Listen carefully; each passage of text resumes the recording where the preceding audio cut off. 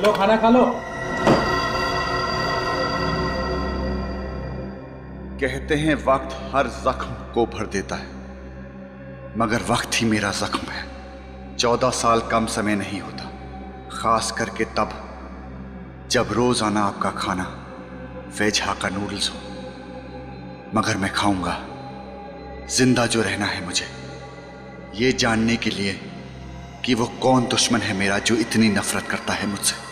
कभी ना कभी तो जरूर आजाद करेगा वो मुझे इस पिंजरे से।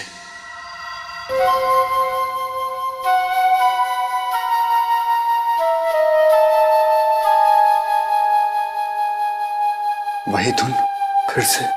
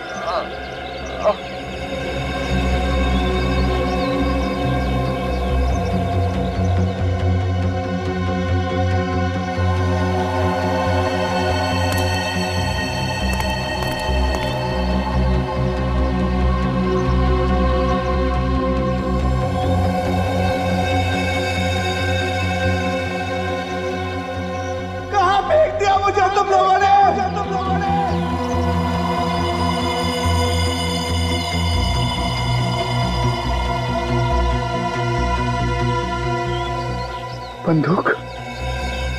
उसने मुझे बंदूक क्यों दी?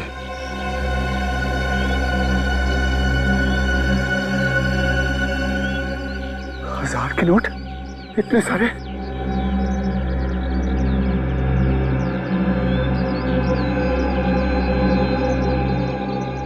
ये कैसा मोबाइल फोन?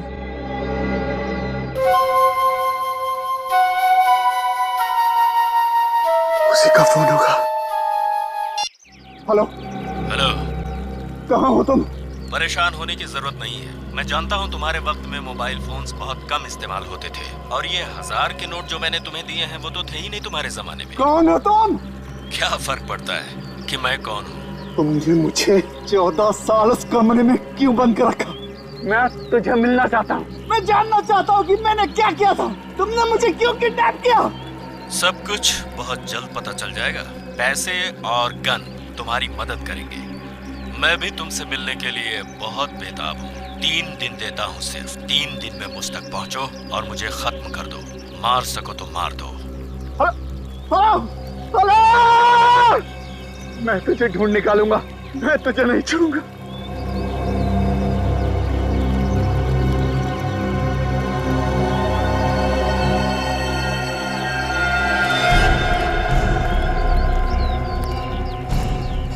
कौन सा जंगल है?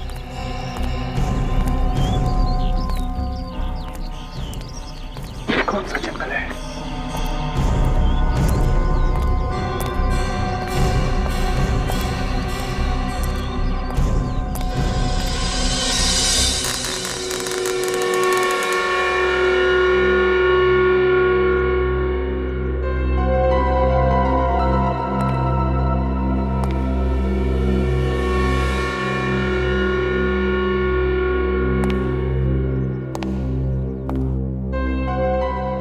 मेरे हंसते खेलते घर को उसकी नजर लग गई।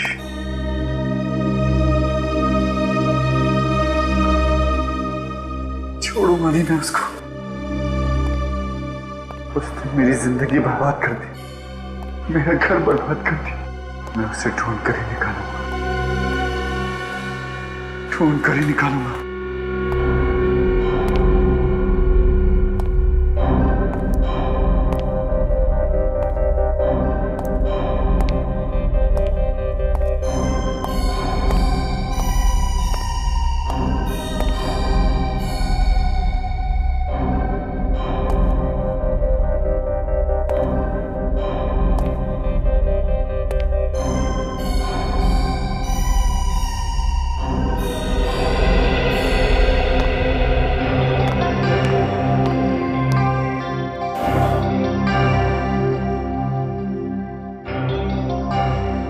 कितना खूबसूरत है, मीरा को बहुत पसंद आएगा।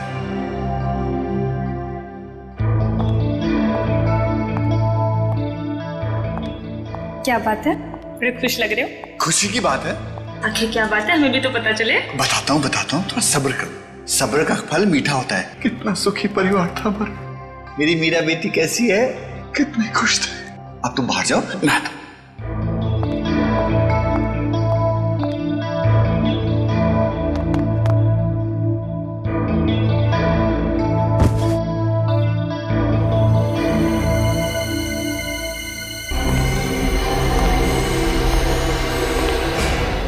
लॉकेट इसी में होगा।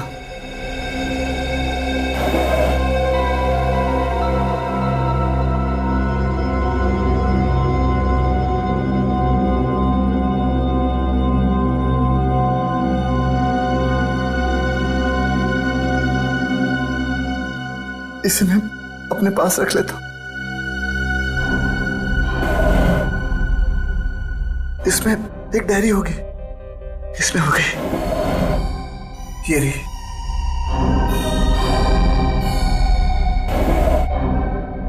इसमें उसका नंबर होगा।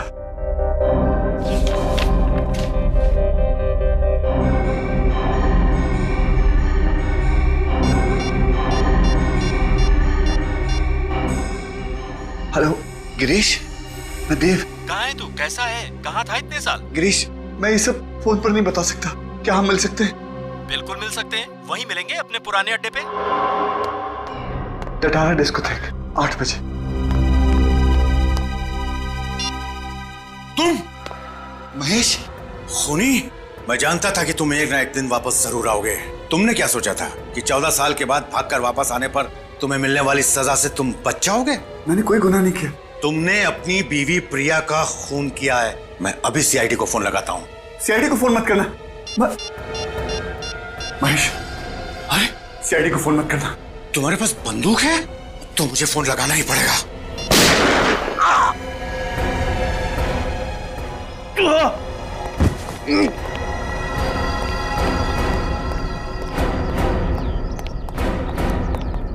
तो आपने देखा था उस आदमी को जिसने आप पे गोली चलाई? जी हाँ, वो देव था। देव? कौन है ये देव? जी वो मेरा पड़ोसी था। आज से 14 साल पहले वो अपनी पत्नी प्रिया का खून करके भाग गया था। आज तक पकड़ा नहीं गया था। वो क्या वापस अपने घर आया था? जी हाँ, जब मैंने आप लोगों को फोन करके बताने की कोशिश की तो उसने मुझे भी गोली मार दी। अच्छा, उस वक्त देव अकेला था या उसके साथ में कोई और भी था? वो था तो अकेला ही। मुझे गोली मारने के पहले उसने किसी गिरीश नाम के आदमी से फोन पे बात किया था। क्या बात की उसने? आपने कुछ सुना? उससे कह रहा था कि वो उसे टटारा डिस्कोथेक में मिलेगा रात 8 बजे। टटारा डिस्कोथेक रात 8 बजे? 8 बजने में भी 4 घंटे बाकी हैं। तब तक इस देव की कुंडली निकालते हैं। मिल गया सर। ये देखिए देव के काले कारनामों का चिट्ठा। तो इस देव ने आज से 14 साल पहले 24 अप्रैल 1998 को अपनी बीवी प्रिया का खून किया था, पेट में चाकू घोंप के। हाँ सर, और वो खून करके फरार हो गया और पुलिस को चाकू के ऊपर से उसकी उंगलियों के निशान भी मिले और तो और मौका वारदात पे देव की खून की बूंदें भी मिली, लेकिन उसके बावजूद पुलिस पकड़ नहीं पाई उसे। और अब 14 साल बाद वो इस शहर में वापस आया है। सर जरूर कोई बहुत बड़ी ठोस वजह है इस देव के वापस आने की, वरना खुद घर जाके वो अपने आप को मुसीबत में क्यों डालता। इसमें यह भी लिखा है कि उस वक्त देव की एक 2.5 साल की बेटी भी थी, मीरा, और उसकी मां की मौत के बाद से वो गायब है। आ रहा है ना आज रात ये देव टटारा डिस्कोथेक में। बहुत सारे सवालों के जवाब देने इस देव को।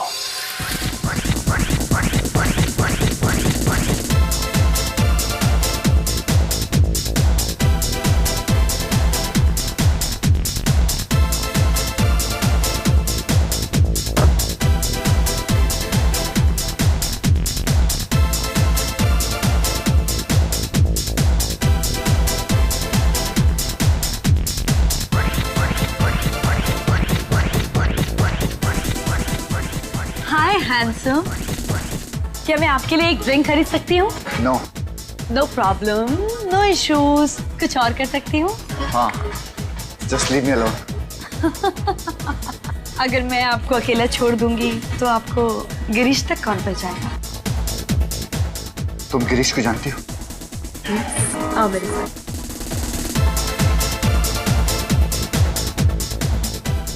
गिरीश, देखो तुमसे मिलने देव आया है। देव, हाय मैन। मेरे दोस्त कहाँ थे यार?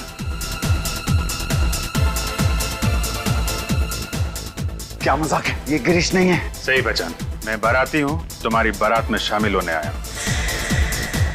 देव, अरे मेरे दोस्त, यार मैं तुम्हें ढूंढ रहा था। कैसा है तू? हाँ, चल घर चले, मैं तुमसे बहुत सारी बातें करनी है। कोई कहीं नहीं जाएगा, पहले तुम लोग ससुराल चलोगे। ससुराल? हाँ ससुराल, सीआईडी ब्यूरो। CID bureau? मेरे पास वक्त नहीं है। वक्त तो मेरे पास भी नहीं है।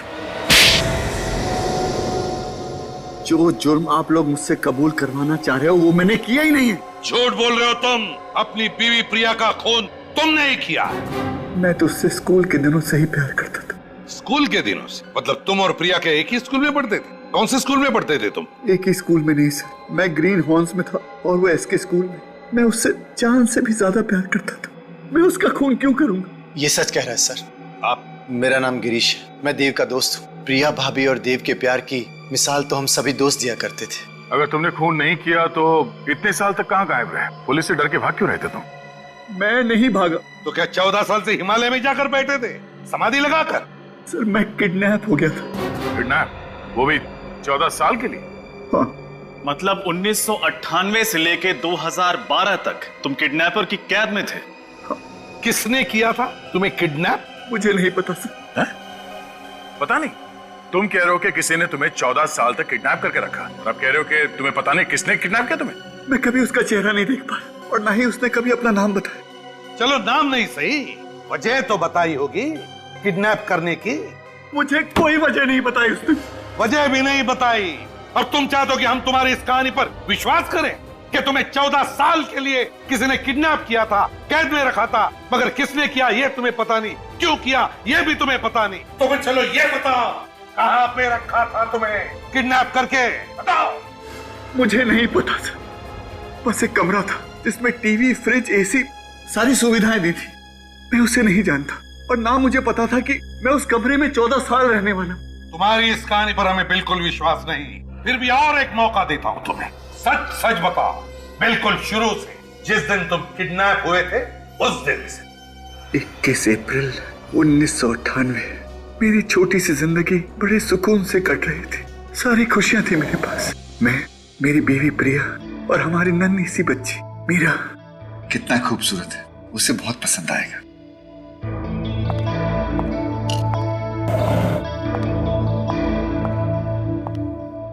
क्या बात है, बड़ी खुश लग रहे हो। खुशी की बात? क्या बात है, हमें भी तो पता चले। कुछ बात है ना, थोड़ा सब्र करना सीखो। सब्र का फल मीठा होता है। मेरी मीरा बेटी कैसी है? अच्छा, इसे लेकर बाहर जाओ, मैं आता हूँ। तुमने बताया नहीं क्या बात है। तुम जाओ तो मैं आता हूँ, बताता हूँ।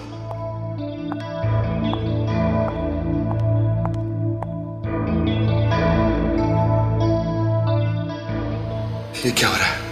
और फिर मैं बेहोश हो गया।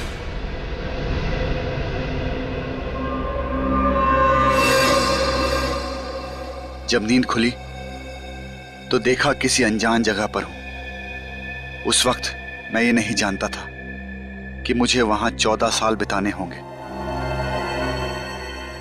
पर अगर ये बात मुझे पता भी होती तो क्या मेरा दर्द कुछ कम हो जाता?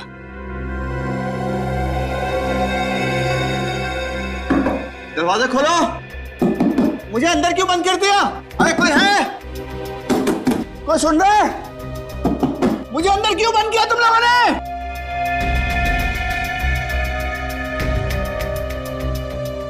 कहाँ हूं मैं?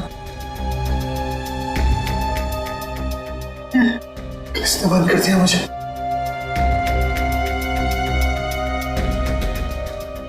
खिड़की नहीं, टीवी है, सारी सहूलतें हैं। इसने मुझे सब कुछ दिया, लेकिन काल कोठरी में क्यों बंद कर दिया? ये लो खाना। आप लोग कौन है? मुझे क्यों बंद कर रखा है? आप लोगों को पैसा चाहिए ना, मैं दिलवाऊंगा। मुझे छोड़ दो। उसके पास पैसों की कमी नहीं है। किसके पास? क्या नाम है उसका? मुझे बताओ उसका नाम। वो तुम्हें जल्द ही पता चलेगा। छोड़ो। अरे छोड़ो छोड़ो। और फिर एक दिन 4 लोग अंदर आए।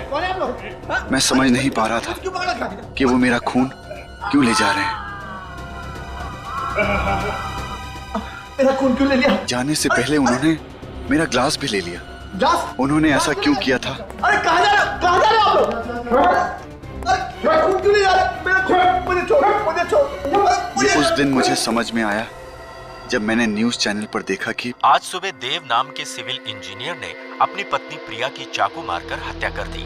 चाकू पर देव की उंगलियों के निशान और फर्श पर उसकी खून की बूंदें इस बात की पुष्टि करती हैं कि खून देव ने ही किया है। देव फरार है। पुलिस को उसकी तलाश है। देव और प्रिया की एक 2.5 साल की बेटी मीरा भी थी, जिसका फिलहाल कोई पता नहीं चल पा रहा। पुलिस का मानना है कि देव उसे अपने साथ ले गया है।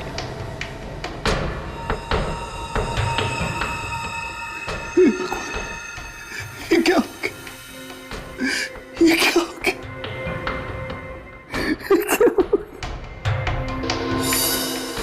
क्यों मारा तुमने प्रिया को? मैंने क्या बिगाड़ा था तुम्हारा? क्या बिगाड़ा था?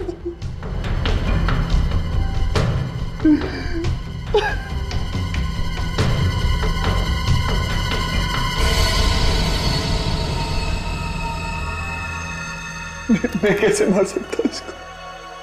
मैं तो यहाँ मैं फरार कैसे हो सकता? मैं तो प्रिया को बहुत प्यार करता था।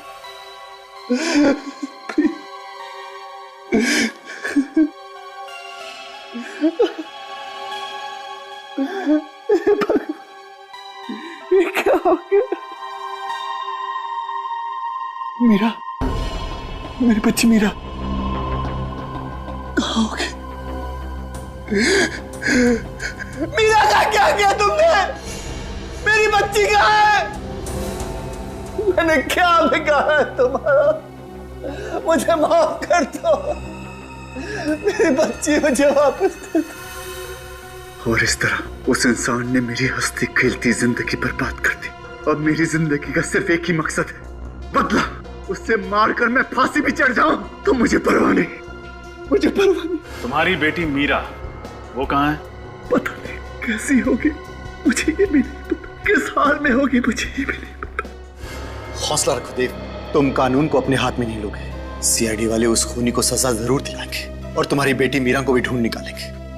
मुझे लगता है कि जरूर ये काम किसी पुलिस ऑफिसर या फॉरेंसिक के डॉक्टर का होगा, वरना देव की उंगलियों के निशान उठाकर हथियार पे डालना और फिर ब्लड सैंपल्स को ठीक जगह पे गिराना, ये किसी अनाड़ी आदमी का काम नहीं हो सकता सर। बिल्कुल सही कह रहे हो तुम। एक बात बताओ देव, ये गन और फोन ये तुम्हें किसने दिए? कहाँ से आए? उसी ने दिए थे, मेरी सूट की जेब में रख दिए थे। और उसका फोन भी आया था प्राइवेट नंबर से। प्राइवेट नंबर से फोन आया था? क्या कहा उसने? कि अगर 3 दिन में मैंने उसे नहीं ढूंढ निकाला तो वो मुझे मार देगा। मेरे दोस्त की जान बचा लीजिए सर, इतने सालों के बाद मिला है मुझे ये, मैं इसे फिर से खोना नहीं चाहता। आप चिंता मत करो, आपके दोस्त देव को कुछ नहीं होगा। सर ये आदमी काफी पहुंचा हुआ है, क्योंकि प्राइवेट नंबर्स तो ऐसे ही किसी को नहीं मिलते। देव, वो आवाज कुछ जानी पहचानी सी लगी तुम्हें जब तुमने फोन पे बात किया उससे? नहीं सर। चलो उस जगह के बारे में तो बताओ, याद करो, जरा दिमाग पर जोर डालो, बताओ। सर बस एक कमरा था, उस कमरे में कोई खिड़की नहीं थी, बाहर से किसी की कोई आवाज नहीं आती थी। मैं तो किसी इंसान की आवाज सुनने को तरस गया था सर। फिर भी कुछ तो सुना होगा, वहाँ बाहर से कोई आवाज आई होगी, कोई अजीब सी आवाज। हाँ सर। हाँ सर, एक धुन जिसके सुनने के बाद मैं बेहोश हो जाता था। धुन सुनते थे और बेहोश हो जाते थे? जी सर। अच्छा, और कुछ? हाँ सर, हवाई जहाज उड़ने की आवाज दिन भर आया करती थी सर। हवाई जहाजों की आवाज है? इसका मतलब है दया, वहाँ पे एयरपोर्ट है करीब ही, जहाँ पर देव को कैद करके रखा था। कुछ और खास बात? देखो देखो, छोटी सी छोटी बात भी हमारे लिए काम की हो सकती है, बताओ, सोचो। हाँ सर, वो लोग मुझे दिन रात एक ही किस्म का खाना देते थे सर। रोज एक ही किस्म का खाना? हाँ सर, 14 साल दिन रात मैंने एक ही चीज खाई है, नूडल्स, सिर्फ नूडल्स, सिर्फ नूडल्स। देव, ये बताओ, क्या कभी इस नूडल्स का स्वाद बदला है या एक ही स्वाद था, एक ही किस्म के, एक ही तरह की नूडल्स? नहीं सर, 14 सालों में उसका स्वाद कभी नहीं बदला। उसका स्वाद आज भी मुझे याद है। मेरी जुबान पर खुदरा हुआ है सर उसका स्वाद। आई एम सॉरी देव, लेकिन तुम्हें एक बार और वो नूडल्स खाने पड़ेंगे हमारे लिए।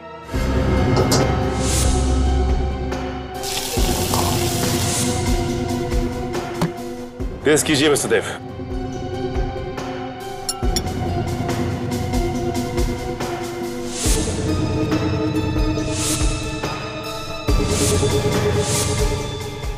ये नहीं है। इस रेस्टोरेंट का शेफ कौन है? ये वो नूडल नहीं है। मुझे नहीं लगता ये नूडल खाने के बाद मैं और कभी नूडल खा पाऊंगा। इतना घटिया बना है।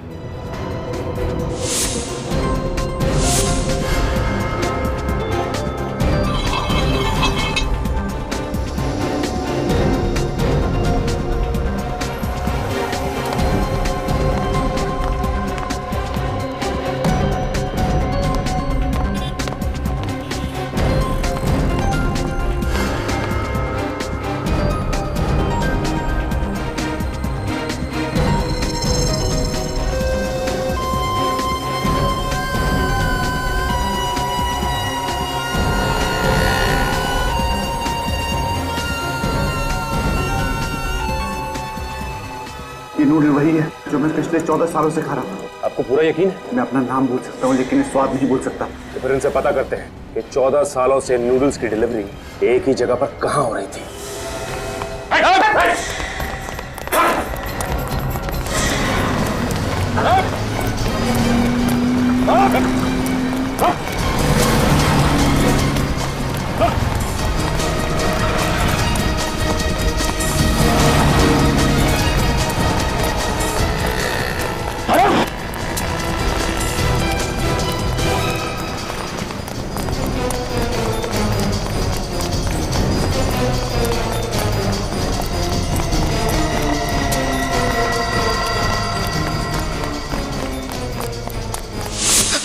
अरे बटलर, तुम यहाँ क्या कर रहे हो? मेरे पीछे वो सीआईडी। नहीं, नीचे।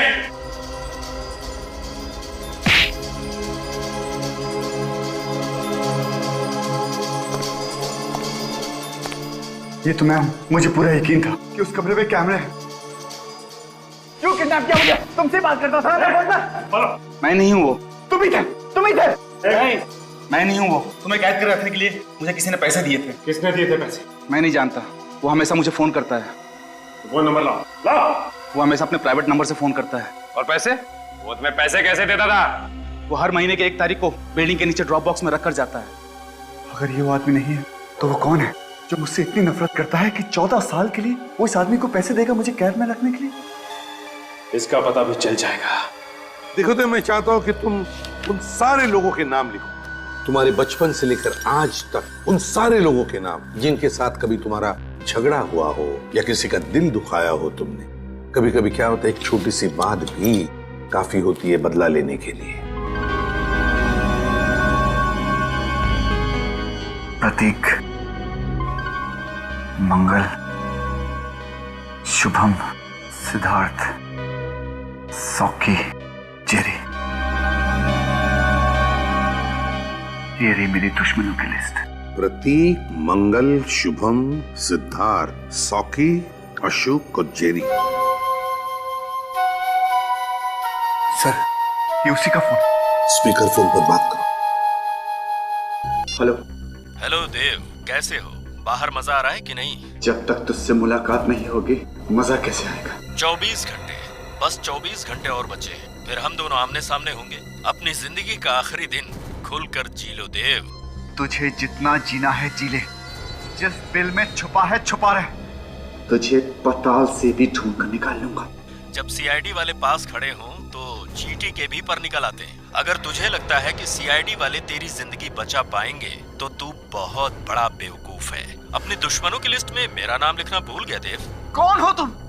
सामने क्यों नहीं आते? मुझसे मिलते क्यों नहीं तुम? जल्दी मिलूंगा, तब तक अपनी मौत का इंतजार कर। Hello hello. इसे कैसे पता चला कि देव के आसपास क्या हो रहा है? कोई पीछा कर रहा है हमारा, हम पे नजर रख रहा है। लेकिन फ्रेडी, उसे तो ये भी मालूम है कि देव इस वक्त सीआईडी ब्यूरो में बैठा है और अपने दुश्मनों की लिस्ट बना रहा है। कहीं कोई सीक्रेट कैमरा तो नहीं लगवा दिया उसने यहाँ पे?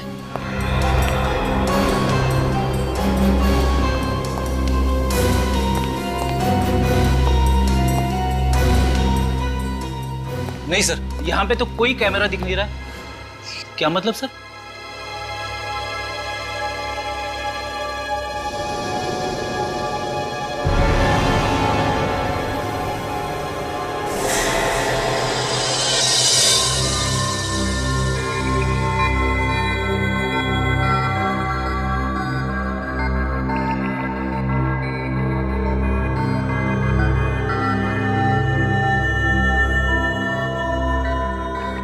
मगर सर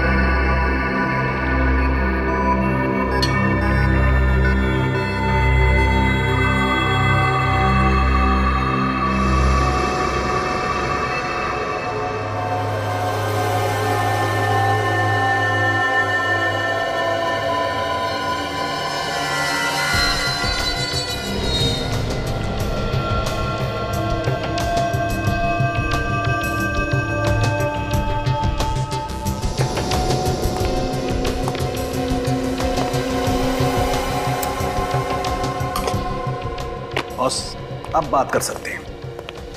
इस बग को मैंने इस साउंड प्रूफ बॉक्स में रख दिया है। अब ये हमारी आवाज कैच नहीं कर सकता है। इस बग की वजह से ये किडनैपर हमसे एक कदम आगे रहता था। अब देखते हैं यार सड़क है ये देव होश में कब आएगा? 2 घंटे में इसके एनेस्थीसिया का असर खत्म हो जाएगा, उसके बाद ही होश में आएगा। सर, जिसने भी ये काम किया है उसका दिमाग बहुत ही अजीब तरीके से चलता है। उसने पहले देव को 14 साल तक कमरे में बंद रखा और जब छोड़ा तो उसके शरीर में ये बग फिट कर दिया ताकि वो हर समय इसकी बातें सुन सके। और ये बग भी उसी दौरान लगाया गया है जब देव को बंदी बनाया गया था। लेकिन एक बात समझ में नहीं आ रही है कि देव को पता कैसे नहीं चला जब उसके पीठ में ये बग फिट किया जा रहा था? वेलियम गैस की वजह से। Valium gas? जब हमने देव का ब्लड टेस्ट किया तो देव के ब्लड में हमें वेलियम गैस के ट्रेसेस मिले। यार साउंड ये वेलियम गैस तो रशियन सेना ने चेचनिया के आतंकवादियों के खिलाफ इस्तेमाल किया था। बिल्कुल। अब बॉस, इसकी बॉडी में हमें विटामिन डी भी बहुत कम मात्रा में मिला है। साउंड जब भी कोई आदमी 14 साल से सूरज की रोशनी से दूर रहेगा तो यही होगा ना। सिर्फ इतना ही नहीं सर, इसके खून में से हमें स्नोडन थर्लवेल नाम की दवाई भी मिली है। स्नोडन थर्लवेल? ये कौन सी दवाई है? सर, ये दवाई स्किज़ोफ्रेनिया के इलाज के लिए इस्तेमाल की जाती है। स्किज़ोफ्रेनिया एक तरह की दिमाग की बीमारी होती है ना? अरे हाँ फ्रेडी, बिल्कुल ठीक कहा तुमने। सर, लेकिन वो किडनैपर ये दवाई देव को क्यों दे रहा था? ताकि देव अपना मानसिक संतुलन बनाए रखे। बॉस, अगर किसी इंसान को 14 दिन भी छोटे से अंधेरे बंद कमरे में कैद करके रखा जाए तो अकेलेपन और अंधेरे की वजह से वो अपना मानसिक संतुलन खोने लगता है। खाली दिमाग शैतान का घर। और इस बेचारे देव को तो पूरे 14 साल तक इसी तरीके से अंधेरे बंद कमरे में कैद करके रखा गया था। रजत, ये किडनैपर जरूर चाहता होगा कि 14 साल के बाद में जब देव बाहर निकलेगा तो अपने पूरे होशो हवास में रहेगा। हाँ सर, लग तो ऐसा ही रहा है। अब जिसने भी ये काम किया है उस तक पहुंचना बहुत जरूरी है। वो तो हम पहुंच कर ही रहेंगे। पहले पता लगाओ कि ये बग, ये चिप किसने बेची थी और किसे बेची थी। क्या तारीख बताई थी आपने? 2 सितंबर 2010। और उस बग का बैच नंबर है X91PXB4। X91PXB4, 2 सितंबर 2010। जी हाँ, ये बग दी थी हमने, यही नंबर था। ये बग किसको दी थी आपने? इंस्पेक्टर ऋषभ। इंस्पेक्टर ऋषभ? इस इंस्पेक्टर ऋषभ को 2 साल पहले सस्पेंड कर दिया गया था। मगर क्यों? कमिश्नर साहब ने इसको रिश्वत लेते हुए पकड़ लिया था। इस ऋषभ का एड्रेस चाहिए हमें। एड्रेस तो आपको मिल जाएगा, लेकिन इस मुलाकात की खबर किसी को भी नहीं होनी चाहिए। आप चिंता मत कीजिए। सर, हमें तो शुरू से ही शक था कि इस जुर्म में किसी पुलिस वाले या फिर किसी फोरेंसिक डॉक्टर का हाथ है। हाँ, लेकिन रजत, ये ऋषभ ही वो कड़ी है जो हमें देव के किडनैपर्स तक ले जा सकती है। लेकिन पुलिस वाला होने के बावजूद भी ऐसा गंदा काम। सर, कहीं ऐसा तो नहीं कि इसे पहले ही पता चल गया कि हम लोग यहाँ आ गए? एक काम करो, दरवाजा तोड़ दो। सर।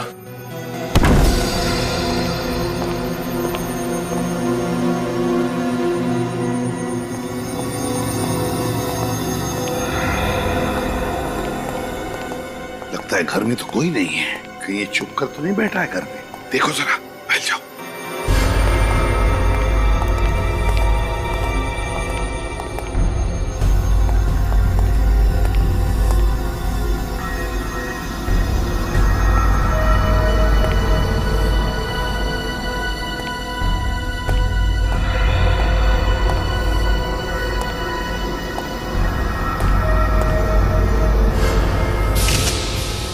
सर, हाँ,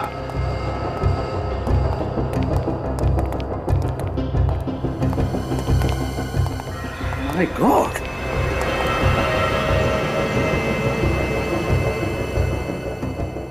कहीं ये ऋषभ तो नहीं?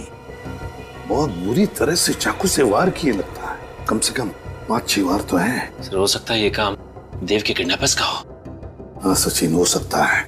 उसे पता चल गया होगा कि वो बग जो फिट किया था वो काम नहीं कर रहा है, इसलिए ऋषभ को मार डाला। अच्छी तरह से चेक करते इस घर को, एक एक कोना छान मारते, एक एक इंच, जरूर कुछ ना कुछ तो मिलेगा।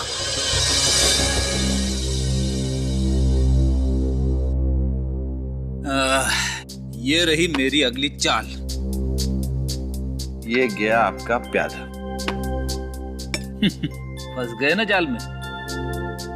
1, 2, 2.5 आपकी रानी गई। मैं तो अपनी रानी पहले खो चुका। आई एम सॉरी यार, मैं समझ सकता हूँ कि तुम्हारे दिल पे क्या बीत रही होगी।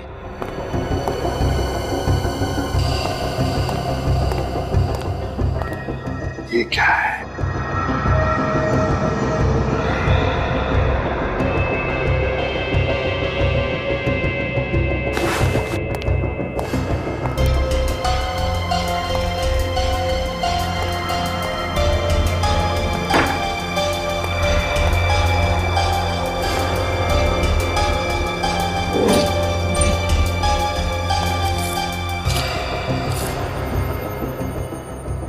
Green Horn School, class of 1985, reunion. Rajat, Sachin, ये देखो क्या मिला। Green Horn School, class of 1985, reunion. Green Horn School, इसका मतलब ऋषभ भी ग्रीन हॉर्न स्कूल में पढ़ता था? सिर्फ ऋषभ ही नहीं, देव भी इसी स्कूल में पढ़ता था। कहीं ऐसा तो नहीं कि ये खूनी, ये देव का दुश्मन भी इसी स्कूल में पढ़ता था? हाँ सर, हो सकता है। लेकिन सर इस देव ने कभी इस स्कूल में पढ़ने वाले किसी आदमी का जिक्र नहीं किया। वही तो, क्यों नहीं किया जिक्र? नहीं, कुछ तो गड़बड़ है।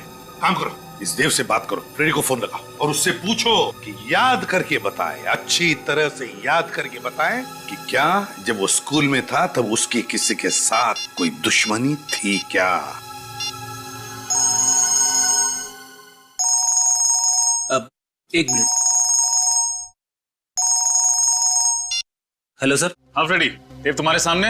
1 मिनट के लिए भी मैंने अपनी आंखों से ओझल नहीं होने दिया देव को। मैं जानता हूँ सर, 3 दिन हो चुके हैं, देव की जान को खतरा है। अच्छा, देव से बात कराओ। देव,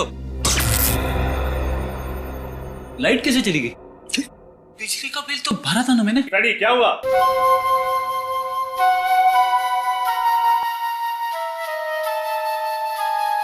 सर इसी तरह की धुन तो देव के फोन के रिंगटोन की भी है। बिल्कुल यही धुन है, यही धुन है। ये तो वही धुन है। मुझे चक्कर क्यों आ रहे? फ्रेडी, फ्रेडी, क्या हो गया? फोन कट गया सर। जरूर कुछ तो गड़बड़ है फ्रेडी के घर पर। चलते हैं उधर, जल्दी, लेट्स गो।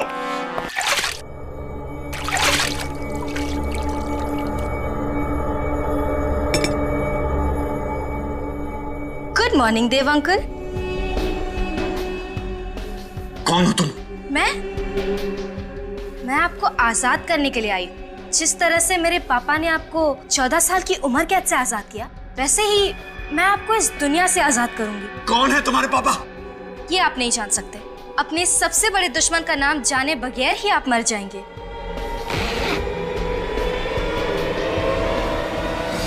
इस गन को हटाओ यहाँ से। हटाओ इस गन को। रुक जा, तुम ऐसा नहीं कर सकती। सीआईडी से पंगा मत लो। क्या हुआ, डर गए? इतने बड़े होकर डर गए? जब गोली चलती है ना, तब कुछ समझ में नहीं आता। गोली चलने के पहले का पल ही डरावना होता है। और ये डर तुम्हारे दिमाग में है। सोचना बंद कर दो तो डर अपने आप ही चला जाएगा और फिर सब कुछ ठीक हो जाएगा। कौन हो तुम? तुम्हारे पापा कौन है? कौन है तुम्हारे पापा? कौन है तुम्हारे पापा? प्रभात कुमार। प्रभात कुमार?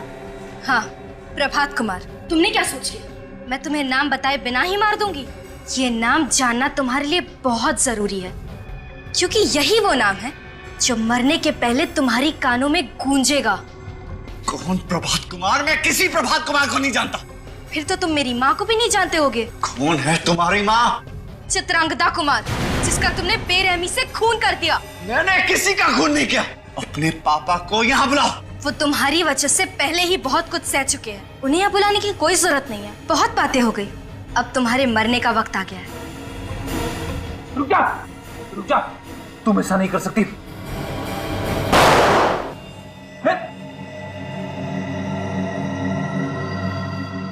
तुम इतने जल्दी नहीं मरोगे ना? ये लो। रुक जा।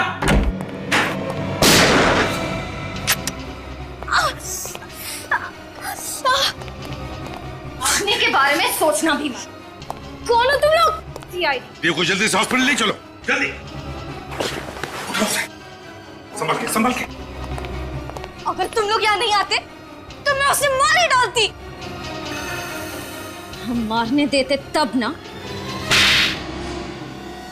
इतनी कम उम्र में इतनी नफरत किस लिए? हा? बचपन से मेरी जिंदगी का एक ही मकसद रहा है, बदला। देश से अपनी माँ की मौत का बदला। इस बदले और नफरत के बीच को बोया किसने तुम्हारे दिल में? तुम्हारे पापा प्रभात कुमार ने? हाँ, मुझे गर्व है अपने पापा पर कि उन्होंने मेरे माँ के हत्यारे को इतनी बड़ी सजा दी। उसे 14 साल की कैद में रखा और अब मैंने उसे गोली मार दी। तुम्हारी वजह से देव हॉस्पिटल में जिंदगी और मौत के बीच झूल रहा है, समझी? देव तो मरेगा, जरूर मरेगा। पकड़े जाने के बाद भी तुम्हारी अकड़ नहीं गई अभी तक। अब चाहे फांसी हो या जेल, मुझे कोई फर्क नहीं पड़ता। चुपचाप बता दो तुम्हारे पापा इस वक्त कहाँ हैं, समझे? नहीं, बिल्कुल नहीं बताऊंगी। अब जब बाप बेटी का मकसद पूरा हो ही गया है तो सजा क्यों नहीं काट लेते हैं? अब तक मकसद पूरा कहाँ हुआ है? जब देव मरेगा तब हमारा मकसद पूरा होगा। तुम ऐसे नहीं मानोगी, हमें कुछ करना पड़ेगा। फ्रेडी, इस प्रभात कुमार के सारे डिटेल्स निकालो। Sachin, Nikhil, green horns school जाओ, वहीं से कुछ पता चलेगा। Excuse me sir. जी कहिए। हम लोग सीआईडी से। आप लोग मेरे स्कूल में क्या कर रहे हो? I mean, मेरे स्टूडेंट्स ने कुछ गड़बड़ की है क्या? नहीं, आपके स्टूडेंट्स ने कुछ गड़बड़ नहीं की है, बस आपके स्कूल के 1982 के बैच के बारे में कुछ जानकारी चाहिए थी। 1982 के बैच के बारे में? एक मिनट। आइए सर, इस फाइल में आपको उस बैच की सारी जानकारी मिल जाएगी। देव इसी बैच में था, मगर अपने पापा के तबादले की वजह से 15 जुलाई 1982 को बीच में स्कूल छोड़ के चला गया था।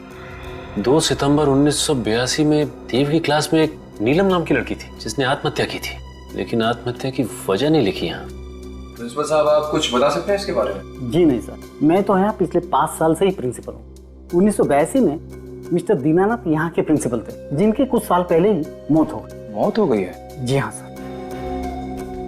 इसमें यह भी लिखा है कि नीलम का एक भाई भी था जो 8वीं क्लास में था इसी स्कूल में। क्या नाम है उसका? प्रभात कुमार। ये प्रभात कुमार तो नताशा के पापा का नाम है ना?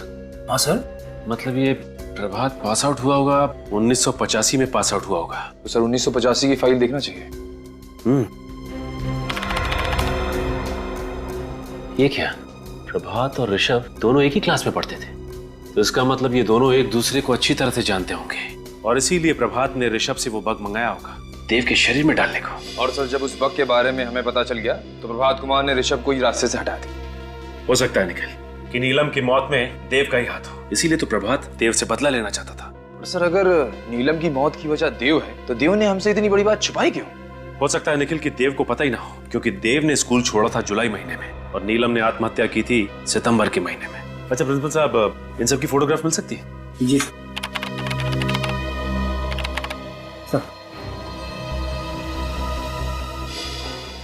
ये है देव और ये नीलम। तो सर, इस फाइल में ऋषभ और प्रभात का भी फोटो होना चाहिए। माय गॉड, ये है प्रभात। सर, ये प्रभात कुमार है? हाँ निखिल, अब वक्त आ गया है इस खरगोश को पिल से निकालने का। सर, मैं प्रभात कुमार के घर से आ रहा हूँ। उसका कोई आता पता नहीं है। फोन क्यों से? हाँ सर किया था, फोन बंद आ रहा है। आप लोग कितनी भी कोशिश कर लीजिए, मेरे पापा तक कभी नहीं पहुंच पाओगे। सर, मैं ग्रीन हॉर्न स्कूल से आ रहा हूँ। ये देखिए सर, ये प्रिंट आउट। नताशा, तुम्हारी बुआ ने आत्महत्या की थी, ये बात मालूम है तुम्हें? मेरी कोई बुआ नहीं है। नीलम कुमार नाम है उनका, मगर सितंबर 1982 में उसने आत्महत्या की थी। मगर पापा ने कभी बताया नहीं इस बारे में। ओहो, नहीं बताया? शायद भूल गए होंगे। मगर उन्होंने तुम्हें ये तो बताया होगा ना कि नीलम कुमार और देव एक ही स्कूल में पढ़ते थे। ये क्या कह रहे हैं आप? ये देखो, पढ़ो इसे।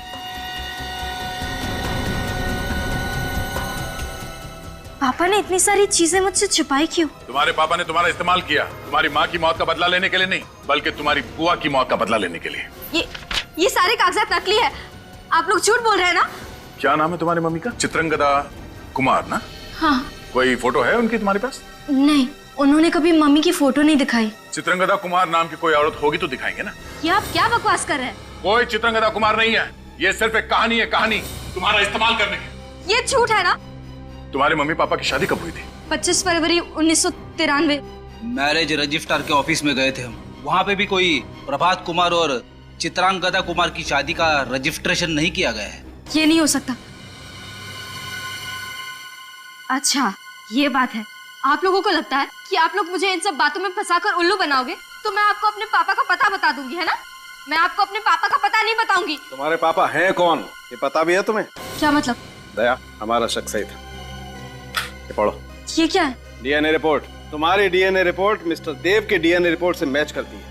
मिस्टर देव तुम्हारे पापा हैं, तुम्हारे असली पापा प्रभात कुमार नहीं। ये रिपोर्ट्स नकली है ना? ये सब झूठ है, आप लोग झूठ बोल रहे हैं ना? यही सच है। तुम्हारे गाल पे जब ये तिल देखा था हमने, हमें उस वक्त शक हुआ था कि शायद तुम मीरा हो, देव और प्रिया की बेटी। ये नहीं हो सकता। मीरा, तुम्हारी माँ का हत्यारा प्रभात कुमार है। उसी ने प्रिया को मारा और प्रिया के खून का इल्जाम देव के सर पे डाला, और फिर एक बेटी के हाथों बाप को मरवा के बदला लेना चाहता था। ये नहीं हो सकता।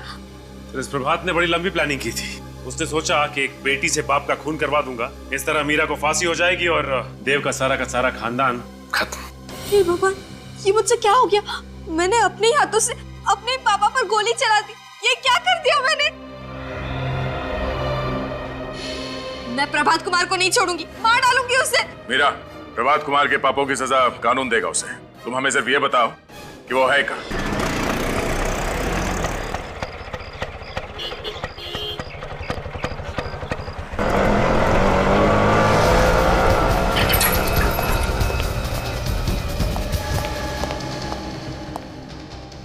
आशा बेटी, तुम यहाँ?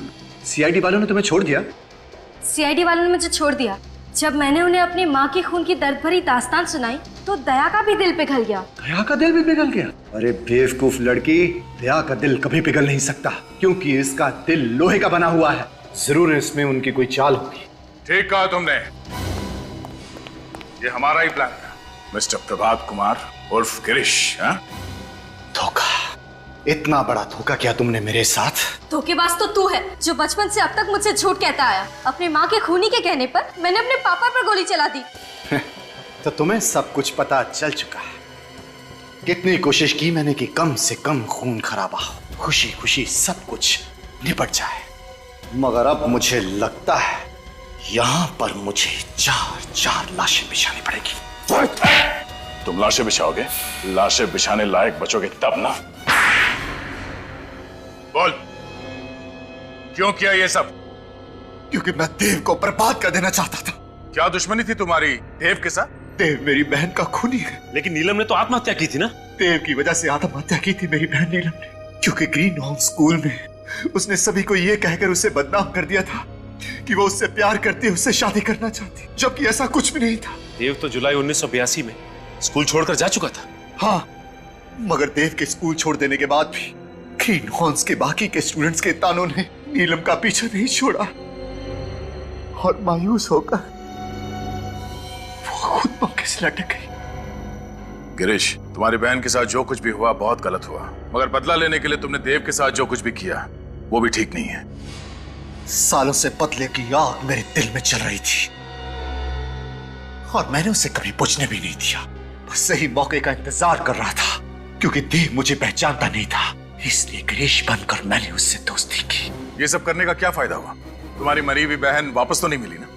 तुम्हें मिलेगा सिर्फ फांसी का फंदा। डॉक्टर साहब, कैसी तबीयत है इनकी? गोली दिल के बिल्कुल पास लगी है और खून भी काफी बह गया है, इसलिए इनका बचना मुश्किल है। नहीं डॉक्टर साहब, ऐसा मत कहिए। अगर मेरे पापा को कुछ हो गया तो मैं अपने आप को माफ नहीं कर पाऊंगी। हमें जो कुछ करना था हम कर चुके हैं, अब तो इनको केवल भगवान ही बचा सकते हैं। पापा, पापा उठिए ना। मैं आपकी बेटी मीरा। मैं आपको पहचान नहीं पाई, पर आपको तो मुझे पहचान लेना चाहिए था ना। पापा जवाब दीजिए, इतने सालों बाद आपकी बेटी वापस आई है, आप उठकर उसे गले नहीं लगाएंगे? ओ नो, इनकी हालत तो बिगड़ती जा रही है। पापा आप मुझे छोड़कर कहीं नहीं जा सकते, समझ गए आप? मम्मी भी मुझे छोड़ के चली गई थी। अगर आप चले गए तो मुझे कौन संभालेगा? पापा उठिए ना पापा। हे भगवान, आप प्लीज मेरे पापा को बचा लीजिए। मैं जेल चली जाऊंगी, अपने सारे बुरे कामों की सजा काटूंगी, पर आप मेरे पापा को बचा लीजिए प्लीज। भगवान उठिए ना पापा। इन्हें होश आ रहा है। पापा मुझे माफ कर दीजिए, मुझसे बहुत बड़ी गलती हो गई। मुझे अब पर गोली नहीं चलानी चाहिए थी।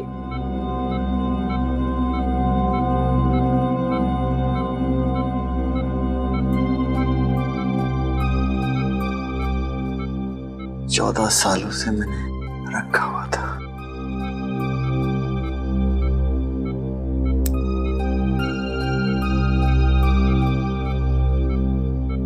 ये तो मेरे बचपन का फोटो है।